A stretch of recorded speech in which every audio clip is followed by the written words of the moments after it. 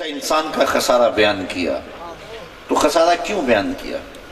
جب کوئی ڈاکٹر مریض کو بتاتا ہے کہ تجھے کینسر لگ گیا ہے تو اس کا مقصد کیا ہوتا ہے؟ اس کو خوف زدہ کرنا، جو زندگی کی چند سانسیں ہیں وہ بھی چھن جائیں اس سے؟ نہیں، بلکہ اس کو موذی مرض بتا کے علاج کی طرف متوجہ کرنا ہوتا ہے۔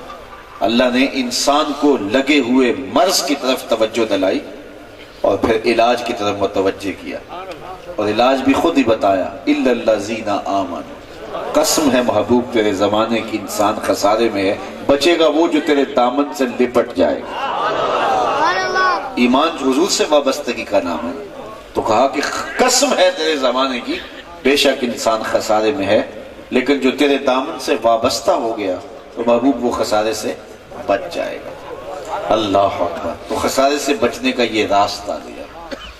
وہ کسی زمانے میں وہ چکی سے آٹا پیستے تھے، اب تو یہ الیکٹرانک چکیاں آ گئی ہیں، تو اس وقت وہ آپ کے علاقے میں شاید اب بھی ہو، دو پتھر ہوتے ہیں اس کے، نیچے والا جامد ساکن، اوپر والا متحرک، درمیان میں خالی جگہ ہوتی ہے، اس میں کلی ہوتی ہے اور پتھر کو گھماتے ہیں۔ تو وہ جو خالی جگہ ہوتی ہے وہاں دانے ڈالتے ہیں، ہمارے علاقے میں اسے گالا کہتے ہیں، اور پھر جب اس چکی کو گھماتے ہیں تو جو دانے پتھروں کے نیچے آتے ہیں وہ پس جاتے ہیں، اور جو کلی کے ساتھ جڑ کے رہتے ہیں وہ بچ جاتے ہیں۔ رب کہتا ہے محبوب قسم تیرے زمانے کی انسان خسارے میں ہے، بچے گا وہی جو تیرے دامن سے جڑ کے رہے۔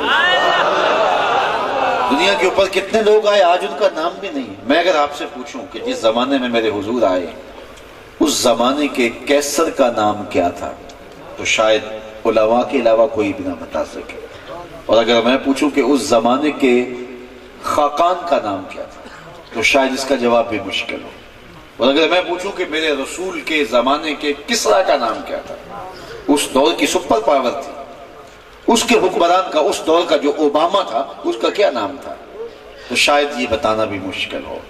اور اگر میں اس مجلس میں موجود سب سے کم عمر بچے سے پوچھوں کہ میرے رسول کے مؤذن کا نام کیا تو وہ سر اٹھا کے بلال حبشی کا نام لے گا یا نہیں لے گا؟ تو پھر بچا کون جو حضور کے دامن سے لپٹ گیا؟ اقبال نے بھی یہاں حد کر دی، اقبال یہ کس کے عشق کا فیض عام ہے، رومی فنا ہوا حبشی کو دوام ہے۔ اس دور کا رومی شہنشاہ مٹ گیا، اس کا نام بھی باقی نہیں ہے، لیکن وہ بلال حبشی آج بھی باقی ہے۔ تو بچے گا وہ جو حضور کے دامن سے لپٹ کے رہے۔ تو ایمان حضور سے وابستگی کا نام ہے، اور یہ بات بھی ذہن میں رکھیں، اس کائنات میں سب سے بڑی شے، سب سے بڑی دولت جو حضرت انسان کو دی گئی ہے وہ دولت ایمان ہے، اور قیامت کے دن سب سے بڑی دولت جو مومن کو دی جائے گی وہ دیدار الہی ہوگا۔ قیامت کی سب سے بڑی دولت دیدار الہی، جنت کی سب سے بڑی نعمت، اور دنیا کی سب سے بڑی نعمت ایمان۔ تو یار اگر آپ کے پاس ایمان ہے تو پھر خوش نصیب تو ہے نا آپ۔ اچھا ہو کہ بجلی بھی مل جائے، اچھا ہو کہ سوئی گیس کا کنیکشن بھی آ جائے، اچھی بات ہے سڑکیں بھی ٹھیک ہوں، اچھی بات ہے دولت بھی بڑی ہو، ایک لمبی گاڑی بھی میسر ہو، ایک عالی شان بنگلہ بھی مل جائے، لیکن یہ سب کچھ ہو اور ایمان نہ ہو تو کیا ہے پلے؟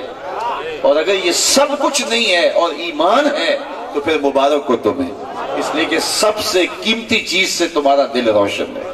سب سے اہم شے جو ہے وہ دولت ایمان۔ اگر یہ دولت ہے، پھر اگر دنیا کی چیزیں نہیں بھی ہیں، اللہ دے تو یہ بڑی خوش قسمتی کی بات ہے، اور ہمیں یہ ترغیب دی گئی مانگے ربنا آتنا فی الدنیا حسنۃ وفی الآخرۃ حسنۃ، لیکن فرض کرو نہیں ہے، اللہ کی تقسیم ہے، تو خام خواہ کڑنے کی ضرورت نہیں ہے، اس پہ خوش ہو جاؤ کہ یہ ہے جو ہے، یہ کتنی بڑی دولت ہے۔ یہ دولت تو اوباما کے پاس بھی نہیں جو فقیر کے پاس ہے، یہ کتنی بڑی دولت ہے۔ باقی وہ جو دولت نہیں، اس کے بارے میں بھی ایک حدیث میں تمہیں ٹھنڈ پڑ جائے گی۔ حضرت سیدنا علی المرتضی رضی اللہ تعالی عنہ کی مرویات سے ہے، رسول کریم نے ارشاد فرمایا صلی اللہ علیہ وآلہ وسلم، جو اللہ کے دیے گئے تھوڑے رزق پہ راضی ہو گیا، جو اللہ کے دیے گئے تھوڑے رزق پہ راضی ہو گیا، اللہ قیامت کے دن اس کے تھوڑے عملوں پہ راضی ہو جائے۔ میرے بندے تو بندہ ہو کے راضی ہے، میں تو پھر رب ہوں۔ تجھے تو رزق کی ضرورت بھی تھی، بچوں کے لیے دوا چاہیے تھی، بچوں کے لیے خوراک چاہیے تھی، بچوں کے لیے سکول کی فیس چاہیے تھی، ان کے لیے بیٹیوں کے لیے جہیز چاہیے تھا، لیکن پھر بھی تو راضی ہو گیا، ٹھیک ہے جس حال میں مجھے اللہ نے رکھا. تو کہا جو اللہ کے دیے گئے تھوڑے رزق پہ راضی ہو گیا، اللہ قیامت کے دن اس کے تھوڑے عملوں پہ راضی ہو گیا. یہ تو سودا ہی بڑا اچھا ہے. تو اصل دولت کیا ہے؟ ایمان کی دولت. ایمان کے بعد دوسری بات جس کی ہمیں تلقین کی گئی وہ ہے وَعَمِلُ الصَّالِحَاتِ، اچھے اعمال کرنا. اور یہ ہماری زندگی کی ضرورت ہے. ایک خوبصورت زندگی گزارنے کے لیے اچھے اعمال کا زیور ہمیں میسر ہونا چاہیے.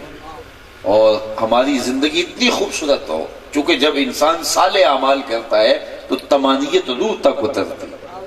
ہم بے چین اس لیے ہیں کہ ہمارے اندر حسد ہے، بغض ہے، کینے ہیں، نفرتیں ہیں. ہماری یہ ٹینشن نہیں ہے کہ ہمارے گھر میں یہ نہیں ہے، ہماری ٹینشن یہ ہے کہ ہمارے ہمسایوں کے گھر یہ کیوں ہے. ہماری ٹینشن یہ نہیں ہے کہ میں غریب ہوں، میری ٹینشن یہ ہے کہ میرا بھائی بہت امیر ہے. میری ٹینشن یہ نہیں ہے کہ یہ چیز مجھے حاصل نہیں ہے، میری پریشانی یہ ہے کہ جو ہے وہ میرے رشتہ دار جو ہیں ان پر اللہ کی بڑی کرم نوازی ہے. اس چیز نے مار دیا اور زندگی کو اوکھا کر دیا. کتنے خوش نصیب ہیں وہ لوگ جو اللہ کی تقسیم پہ راضی ہو جائیں. تو سب سے قیمتی چیز کیا ہے؟ ایمان. ایمان کے بعد اعمال صالحہ. صالح اعمال سے یقیناً روح کو تراوت اور ٹھنڈک نصیب ہوتی ہے. بلکہ ہم عمل بیزار ہو گئے. 4 آدمی بیٹھتے ہیں تو ایک آدمی بات کرتا ہے جی آج کل دین پہ چلنا بڑا مشکل ہے، تو سارے اس کی تائید کرتے ہیں ہاں تو نے بڑی پتے کی بات کی. جی آج کل دین پہ چلنا بڑا مشکل ہے. میں کہتا ہوں یہ وہ بندہ کہہ رہا ہے جو مسجد میں آتا ہے تو ٹھنڈا پانی دستیاب ہے اور ایئر کولر لگے ہوئے ہیں یا اے سی بھی میسر ہے، قالین بچھے ہوئے ہیں، اور اگر جو ہے وہ حالات میں کشیدگی ہے تو گن مین بھی کھڑا ہے.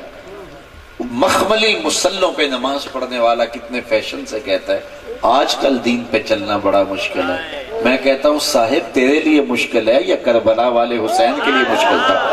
انہوں نے تو کہا نہیں جن کے لیے مشکل تھی. تیرے لیے مشکل ہے یا بلال حبشی کے لیے مشکل تھا جس نے تپتی ہوئی ریت پر بھی سجدہ نہیں چھوڑا؟ بلال حبشی کو ظالم آقا ان کا مار رہا ہے، وہ آگے سے چکی پیس رہے ہیں اور مسکرا رہے ہیں. کسی نے گزرتے ہوئے دیکھا تو رک گیا.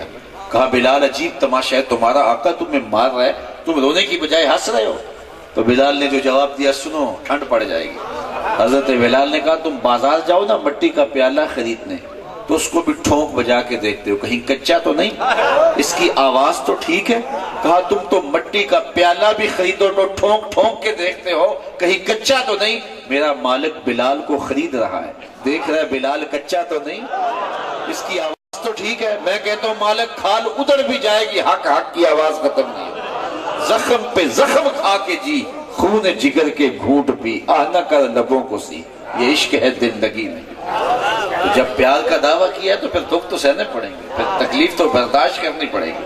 اور یار جو ان کے نام پہ جانے والتے ہیں پھر وہ روتے ہوئے نہیں ہنستے ہوئے جانے والتے ہیں. یار میں نے بڑے بڑے لوگوں کی کہانیاں پڑھی ہیں کہ جب انہیں پھانسی گھاٹ کی طرف لے جایا گیا تو سٹریچر پہ ڈال کے لے جایا گیا، ٹانگوں میں زور نہیں رہا. لیکن ہم نے تاریخ میں یہ انوکھا باب بھی دیکھا کہ جب غازی ممتاز پھانسی پھندے کی طرف جا رہا تھا تو دوڑتا ہوا جا رہا تھا. جس ڈھب سے کوئی مقتل میں گیا وہ شان سلامت رہتی. تو زندگی کا حسن دیکھنا ہے، زندگی کا جمال دیکھنا ہے تو ان لوگوں کا دیکھو کہ اپنی زندگی کس طرح یار کے نام پہ وار دیتے ہیں. کہا قسم ہے محبوب تیرے زمانے کی، بے شک انسان خسارے میں ہے. خسارے سے بچے گا کون؟ ایک ایمان جس کے پاس. دوسری بات اعمال صالحہ. مجھے اور آپ کو اچھے اعمال کا ذخیرہ کرنے کی کوشش کرنی چاہیے. میں اور آپ اپنے اندر دیکھیں، اتر کے دیکھیں ہم کہاں کھڑے ہیں، ہماری اعمال کی کوتاہیاں کیا ہیں، ہماری اخلاقی گراوٹ کہاں تک پہنچ گئی ہے. یہ گرمیوں کا موسم چمک رہا ہے، کوئی واٹر کولر نصب کرتا ہے نا ٹھنڈے پانی کے لیے تو اس کے ساتھ جو گلاس رکھتا ہے زنجیروں سے باندھ کے رکھتا ہے. یہ آئینہ ہے جس میں ہم اپنی شکل دیکھ سکتے ہیں کہ ہماری دست برد سے وہ گلاس بھی محفوظ نہیں رہتے، ہماری لیٹرینوں کے لوٹے بھی زنجیروں سے بندھے ہوتے ہیں کہ ہم ان کو بھی چرا لیتے ہیں. میں جمعۃ المبارک کے لیے نکلا باہر تو میں نے گدا ریڑھی کے اوپر لکھا دیکھا جلنے والے کا منہ کالا. تو میں نے سر پکڑ لیا، میرا معاشرہ اتنا گرا ہے کہ اس مزدور سے بھی جلنے والے لوگ اس معاشرے میں بستے ہیں؟ تو جو معاشرہ اتنا گرا ہوا ہو وہ دنیا کی قوموں کا مقابلہ نہیں کر سکتا۔ ہمیں تو وسیع ظرفی سکھائی گئی ہے، ہمیں تو محبتیں سکھائی گئی ہیں، ہمیں تو اعمال صالحہ کا نور دیا گیا ہے، تو ہم اپنے طرز زندگی پہ غور کریں، اپنے انداز حیات پہ غور کریں۔ وہ میرا ایک دوست گیا ننکانہ صاحب، تو وہاں سکھوں کا بہت بڑا گردوارہ ہے۔ وہ کہتا مجھے شوق آ گیا کہ میں دیکھوں کہ ایک گردوارہ دیکھتا جاؤں۔ تو جب میں اس گردوارے میں گیا تو میں اپنے جوتے اتار کے سمیٹ رہا تھا کہ کسی کونے کھدرے میں رکھ دوں تاکہ واپسی پر بحفاظت مل سکے۔ تو ایک سکھ نوجوان میری جانب آیا اور اس کے لبوں پہ تبسم تھا، شرارت امیز تبسم تھا، اور اس نے مجھے کہا صاحب جوتے پڑے رہنے دو، یہ سکھوں کا گردوارہ ہے، مسلمانوں کی مسجد تو نہیں ہے۔ مجھے بتائیے کیا یہ حقیقت نہیں ہے؟ وہ کیا کسی نے بات تو ظرافتاً کہہ دی کہ جوتا آگے رکھے تو نماز نہیں ہوتی، پیچھے رکھے تو جوتا نہیں ہوتا، تو جائے کدھر جائیں؟ تو یہ کیا ایسا ہے نہیں ہے، حقیقت نہیں ہے کہ ہم تو جو ہے وہ جیبیں چرا لیتے ہیں، ہاتھ میں لائیں تو انگلیاں کاٹ لیتے ہیں۔ گھر کی آگ بجھی تو کچھ سامان بچا تھا جلنے سے، سو وہ بھی ان کے ہاتھ لگا جو آگ بجھانے آئے تھے۔ اچھا مسلمان ہونا تو بڑی دور کی بات ہے، ہم اچھے انسان بھی نہیں۔ دو آنے کا سودا بیچنے کے لیے ہم جھوٹ بولتے ہیں، ہمارے سینے حسد سے، حقد سے، بغض سے بھرے ہوئے، ایک دوسرے کی ٹانگیں کھینچنا یہ ہماری زندگی کا معروف مشغلہ ہے۔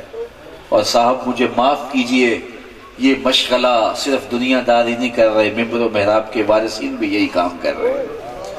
چوں کفر از خانہ کعبہ برخیزن کجا ماند مسلمانی، جب کعبے سے کفر اٹھ کھڑا ہوگا تو مسلمانی کہاں جائے گی؟ تو ہمیں اپنے رویوں پہ غور کرنا ہے، اپنے اندر کو ستھرا کرنا ہے۔ حضرت عبداللہ بن عمر کہتے ہیں کہ رسول کریم صلی اللہ علیہ وسلم کے پاس ہم بیٹھے تھے تو حضور نے فرمایا جنتی دیکھنے کا شوق ہے؟ تو ہم نے عرض کی حضور کیوں نہیں؟ تو فرمایا دیکھو دروازے پہ جو پہلا شخص مسجد میں داخل ہوگا وہ جنتی ہوگا۔ ہم نے دروازے پہ نظر رکھی تو ایک بوڑھا شخص آیا، تازہ وضو کی وجہ سے اس کی داڑھی گیلی تھی اور بائیں ہاتھ میں اس نے اپنا جوتا پکڑا ہوا تھا۔ اگلا دن ہوا تو حضور نے پھر فرمایا جنتی دیکھنے کا شوق ہو تو دروازے پہ دیکھو۔ ہم نے نظر رکھی تو دیکھا کہ وہی کل والے بزرگ آج پھر آ گئے۔ تیسرے دن حضور نے پھر فرمایا جنتی دیکھنے کا شوق ہو تو جو شخص دروازے سے مسجد میں داخل ہوگا وہ جنتی ہوگا۔ ہم نے دیکھا تو وہی بابا جی تھے۔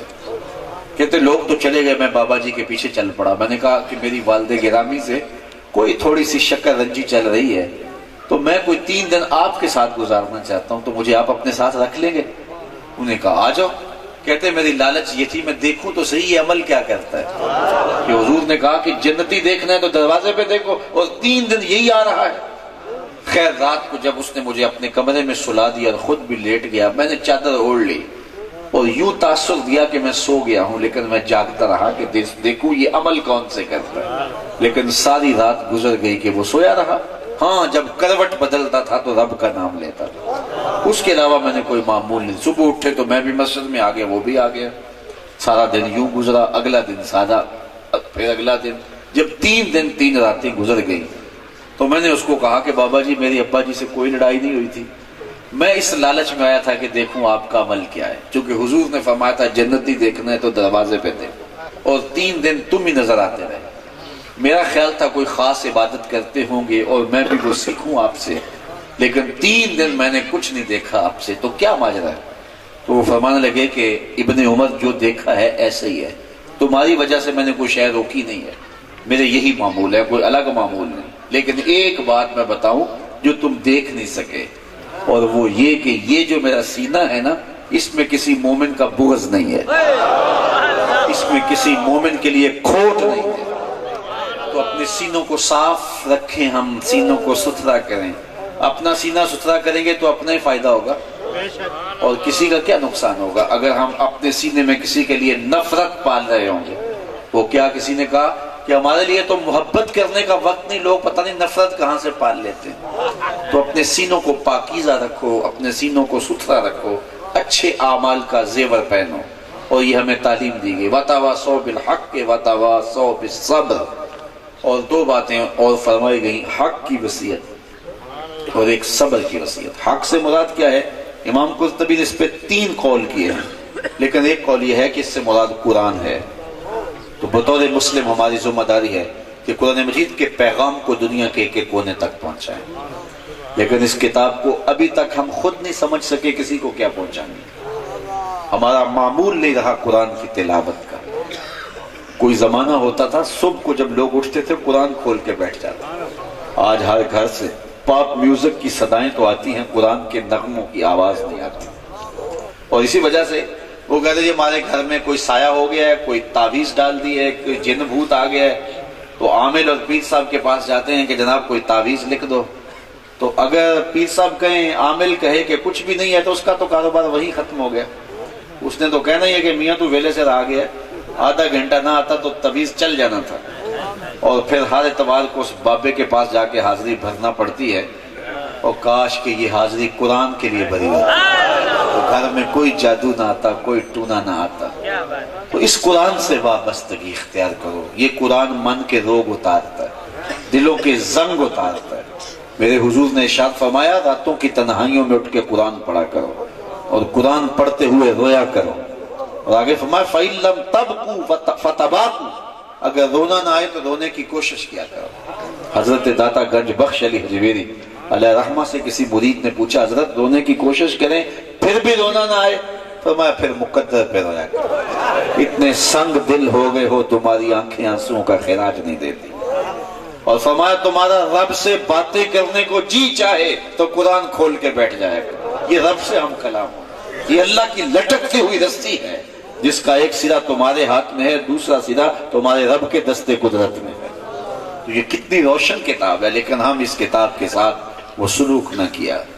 بیٹی کو رخصت کرتے ہوئے کتاب کے سائے سے گزار دیا، لڑائی بن گئی تو قسم اٹھا لی، کوئی فوت ہو گیا تو ہم اس کے لیے جو ہے وہ قرآن مجید ہم پرچی دی جاتی ہے جو ہے وہ 115 قرآن مجید، اتنی سورہ یاسین، کاش کے زندگی میں اس نے ایک بار ہی پڑھا ہوتا، آج اس کی قبر میں چراغاں ہوتا۔ میں اس کا انکار نہیں کرتا، قرآن کا فائدہ ہوتا ہے، قبر میں نور اترتا ہے، اس کا بھی انکار نہیں ہے کہ قرآن مجید کی آیات پڑھ کے دم کرو تو قرآن کے نور کے مقابلے میں کوئی نار ٹھہر نہیں سکتی۔